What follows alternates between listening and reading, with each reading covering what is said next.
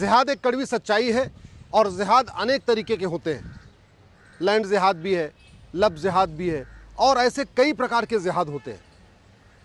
और ये लैंड जिहाद, लब जिहाद केवल भारत में ही नहीं है, ये नेपाल में भी हो रहा है, भूटान में भी हो रहा है, आपके म्यांमार में भी हो रहा है, बाकी और यूरोप में भी चल रहा है।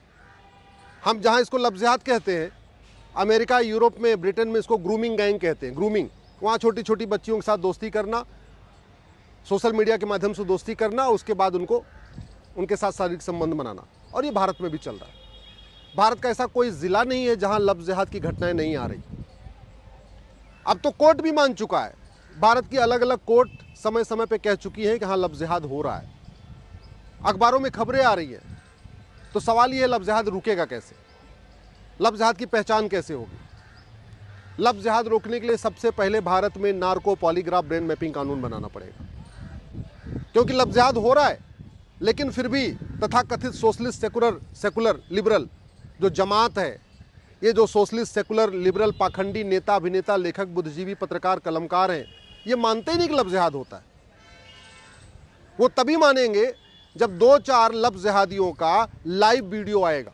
इसलिए सबसे पहले नार्को पॉलीग्राफ ब्रेन मैपिंग कानून बनाना चाहिए और जिनके ऊपर लब जिहाद का आरोप है उनका बाकायदा narco test, polygraph test, brain mapping test करके उनका लाइव वीडियो का प्रसारण करना चाहिए, जिससे भारत के नेताओं का मुंह बंद हो जाए, भारत के जजों को भी ये समझ में आ जाए कि लब जिहाद हकीकत है। जो भारत के पाखंडी अभिनेता हैं, जो पाखंडी बुद्धिजीवी हैं, जो पाखंडी पत्रकार हैं, जो पाखंडी कलमकार हैं, जो पाखंडी कवि हैं, जो तथाकथित पाखंडी इन्फ्लुएंसर हैं सोशल मीडिया में, ये तब जाके इनका मुंह बंद होगा जब जिहाद करने वालों का लाइव वीडियो आएगा, जब वो narco test, polygraph brain mapping होगा और उसमें वो खुद कबूल करेंगे कि हाँ उन्होंने जिहाद किया है। दूसरा, इस टेस्ट का फायदा ये होगा कि ये जिहादी अपने मुंह से ये बता देंगे कि किसके इशारे पे वो लब जिहाद कर रहे हैं, कौन उनको फंडिंग करता है, किसने उनको बाइक खरीद के दिया है, कौन उनको इस चीज़ के लिए मोटिवेट करता है। क्योंकि ये जो लब जिहाद होता है, लैंड जिहाद होता है, एक व्यक्ति नहीं करता, पूरा एक ऑर्गेनाइज तरीके से होता है, इसमें पूरा सिंडिकेट होता है, कई सारे लोग उसमें मिलके होते हैं। दूसरा, लब जिहाद का अल्टीमेट टारगेट क्या है? धर्मांतरण। धर्मांतरण मुगलों के समय में हुआ, धर्मांतरण अंग्रेजों के समय में हुआ, धर्मांतरण आज भी हो रहा है। और ये रुकेगा तब जब नार्को पॉलीग्राफ ब्रेन मैपिंग के अलावा लब जिहाद को, धर्मांतरण को देशद्रोह घोषित किया जाएगा, धर्मांतरण को, लब जिहाद को वेजिंग वॉर डिक्लेयर किया जाएगा, धर्मांतरण को, लब जिहाद को देश की एकता अखंडता के लिए खतरा घोषित किया जाएगा, धर्मांतरण को, लब जिहाद को राष्ट्रीय सुरक्षा के लिए खतरा घोषित किया जाएगा। मेरी PIL पे सुप्रीम कोर्ट एक बार खुद ही कमेंट कर चुका है कि धर्मांतरण राष्ट्र की सुरक्षा के लिए खतरा है। और लब जिहाद का अल्टीमेट उद्देश्य क्या है? संख्या का बढ़ाना, हिंदुओं की संख्या को कम करना और अपनी संख्या को बढ़ाना। धर्मांतरण राष्ट्र की सुरक्षा के लिए खतरा है और उससे निपटने के लिए हमारे पास एक कानून भी है, राष्ट्रीय सुरक्षा कानून, जिसको NSA कहते हैं, नेशनल सिक्योरिटी एक्ट। लेकिन पुलिस उसको धर्मांतरण कराने वाले लब जिहादियों पे या बाकी और जिहादियों पे लगाती नहीं है, धर्मांतरण कराने वालों पे। क्यों? क्योंकि NSA में हमने कहीं को डिफाइन नहीं किया कि राष्ट्र की सुरक्षा के लिए क्या क्या खतरे हैं। हमने NSA जो कानून है उसमें कहीं लिखा नहीं है कि ये धर्मांतरण भी राष्ट्र की सुरक्षा के लिए खतरा है। ऐसे जो देश की एकता अखंडता के लिए खतरा होता है, उससे निपटने के लिए हमारे पास एक कानून है, उसको कहते हैं UAPA।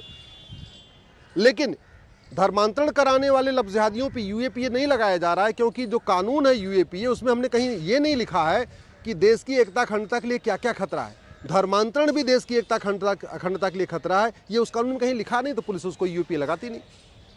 हमारे देश में एक जो नई भारतीय न्याय संहिता है उसमें भी एक वेजिंग वॉर की धारा है और पहले वाले IPC में एक वेजिंग वॉर की धारा थी। देश के खिलाफ इनडायरेक्ट वॉर करना, प्रत्यक्ष युद्ध करना, भारत की डेमोग्राफी बदलना।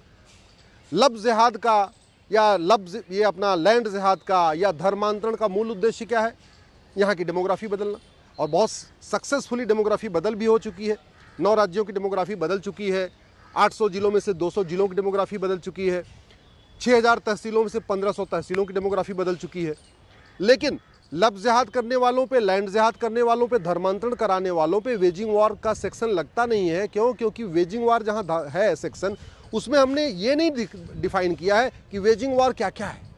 मेरा ये मानना है कि धर्मांतरण किसी भी तरीके से कराया जाए वो वेजिंग वॉर है, उन पे वेजिंग वॉर की धारा लगनी चाहिए। इसलिए आपको वेजिंग वॉर का जो सेक्शन है उसमें बदलाव करना पड़ेगा। ऐसे ही पुराने वाले कानून में भी देशद्रोह था, नए वाले कानून में भी देशद्रोह है। लेकिन देशद्रोह क्या क्या है ये कहीं लिखा ही नहीं है। धर्मांतरण को देशद्रोह घोषित करना चाहिए, वो चाहे किसी भी तरीके से धर्मांतरण कराया जाए, चाहे लफ्ज़ जिहाद के जरिए धर्मांतरण कराया जाए, किसी अन्य तरीके से कराया जाए। तो आपको इसी तरीके से यूपी के पास गैंगस्टर एक्ट है, महाराष्ट्र के पास मकोका है, गुजरात के पास गुजकोका है। जो भी ऑर्गेनाइज क्राइम होता है, संगठित अपराध होता है, उससे निपटने के लिए बाकायदा हर राज्य के पास एक कानून है। लेकिन लफ्ज़ जिहाद करने वालों पे या धर्मांतरण कराने वालों पे गैंगस्टर एक्ट नहीं लगता, मकोका नहीं लगाती पुलिस, गुजकोका नहीं लगाती गुजरात की पुलिस। क्यों? क्योंकि कानून में हमने कहीं लिखा ही नहीं कि ये धर्मांतरण एक ऑर्गेनाइज क्राइम है। तो अगर हमको धर्मांतरण रोकना है, लफ्ज़ जिहाद रोकना है, तो सबसे पहले नेशनल सिक्योरिटी एक्ट में धर्मांतरण को राष्ट्र की सुरक्षा के लिए खतरा घोषित करना पड़ेगा। यूएपीए में धर्मांतरण को देश की एकता अखंडता के लिए खतरा घोषित करना पड़ेगा। वेजिंग वॉर का जो सेक्शन है उसमें धर्मांतरण को वेजिंग वॉर डिक्लेयर करना पड़ेगा। देशद्रोह की जो धारा है उसमें धर्मांतरण को देशद्रोह घोषित करना पड़ेगा। और जो गैंगस्टर एक्ट है उसमें ऑर्गेनाइज क्राइम को, आप धर्मांतरण को ऑर्गेनाइज क्राइम डिक्लेयर करना पड़ेगा। जिस दिन धर्मांतरण कराने वालों, लफ्ज़ जिहादियों, उनके मददगारों, उनके समर्थकों की 100% संपत्ति जब्त करने, उनकी नागरिकता ख़त्म करने, उनको आजीवन कारावास, फांसी देने के लिए कानून बन जाएगा, उस दिन लफ्ज़ जिहाद रुक जाएगा, धर्मांतरण रुक जाएगा। और नहीं रुका तो जैसे अफ़गानिस्तान आपके हाथ से निकल गया, पाकिस्तान आपके हाथ से निकल गया, मालदीव आपके हाथ से निकल गया, बांग्लादेश आपके हाथ से निकलने वाला है, भारत के 9 राज्य आपके हाथ से निकल चुके हैं, 800 जिलों में से 200 जिले आपके हाथ से निकल चुके हैं, 6000 तहसीलों में से 1500 तहसीलें आपके हाथ से निकल चुकी हैं। ऐसे एक दिन देखते देखते पूरा भारत आपके हाथ से निकल जाएगा, फिर कोई कुछ नहीं कर पाएगा। और एक बात याद रखिएगा, जैसे ही बांग्लादेश में अराजकता फैली, शेख हसीना वहाँ से भाग गई। अफ़गानिस्तान में अराजकता फैली, वहाँ के राष्ट्रपति प्रधानमंत्री भाग गए। पाकिस्तान में अराजकता फैली, वहाँ के प्रधानमंत्री और राष्ट्रपति भाग गए। 1947 में जब अराजकता फैली थी तो मनमोहन सिंह जी, बाकी और राम जेठमलानी जी, आडवाणी जी, मिल्खा सिंह जी, सब लोग आखिर वहाँ से भाग के यहाँ आए थे। वैसे ही 25 साल के बाद जब भारत में अराजकता फैलेगी ना, तो आज के नेता, अभिनेता, लेखक, बुद्धिजीवी, पत्रकार, कलमकार, कवि, धर्मगुरु, ये जो आज नए नए रोज़ प्रवचन देते रहते हैं, बड़ी बातें करते रहते हैं, ये आपका घर बचाने नहीं आएंगे।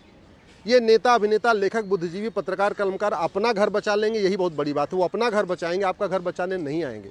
आपका घर जो बचाएगा वो कठोर कानून बनाएगा। इसलिए मैं आप लोगों से निवेदन करता हूँ, हर सप्ताह जाके अपने सांसद के घर पे बैठ जाइए, 2-3 घंटे के लिए बैठिए, उनसे पूछिए कि धर्मांतरण को राष्ट्र की सुरक्षा के लिए खतरा कब घोषित किया जाएगा, धर्मांतरण को देश की एकता अखंडता के लिए खतरा कब घोषित किया जाएगा, धर्मांतरण को देशद्रोह कब घोषित किया जाएगा, धर्मांतरण को वेजिंग वॉर कब घोषित किया जाएगा, धर्मांतरण को ऑर्गेनाइज क्राइम कब घोषित किया जाएगा, धर्मांतरण कराने वाले उनको मददगारों पे की 100% संपत्ति जब्त करने, धर्मांतरण कराने वाले और उनके मददगारों की नागरिकता खत्म करने, धर्मांतरण कराने वाले और उनको मददगारों की आजीवन कारावास, फांसी देने कानून कब बनेगा।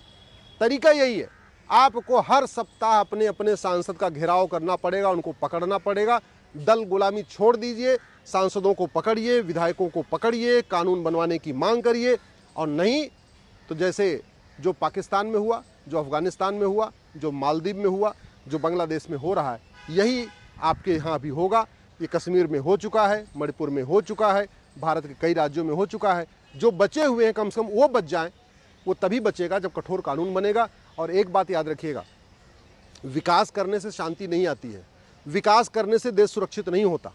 फ्रांस ने खूब विकास किया था, हाईवे, एक्सप्रेसवे, एयरपोर्ट बनाई थी, बड़ी बड़ी ट्रेन चलाई थी, जल रहा है। ब्रिटेन के पास हमसे ज़्यादा अच्छा एयरपोर्ट है, हमसे ज़्यादा हाईवे है, हमसे ज़्यादा उनके पास अच्छे हॉस्पिटल हैं, कॉलेज हैं, यूनिवर्सिटी हैं, ब्रिटेन जल रहा है। यूरोप के पास हमसे ज़्यादा एयरपोर्ट, हमसे अच्छा एयरपोर्ट, हमसे ज़्यादा हाईवे, हमसे अच्छा एक्सप्रेसवे, हमसे ज़्यादा अच्छी चीज़ें हैं, यूरोप जल रहा है। भारत तब बचेगा जब कठोर कानून बनेगा। चीन सुरक्षित है, चीन में अराजकता नहीं है, चीन में धर्मांतरण नहीं है, चीन में लफ्ज़ जिहाद नहीं है, चीन में लैंड जिहाद नहीं है, क्योंकि चीन का कानून कठोर है। जहाँ कठोर कानून है वहाँ शांति है, समृद्धि है, खुशहाली है। सठे साठम समाचरित भय बिन होय न प्रीत, इस सिद्धांत पे जिन देशों ने कानून बनाया वहाँ शांति, समृद्धि, खुशहाली है। और भारत में अगर बनेगा तो भारत बचेगा, नहीं तो भारत बर्बाद हो जाएगा।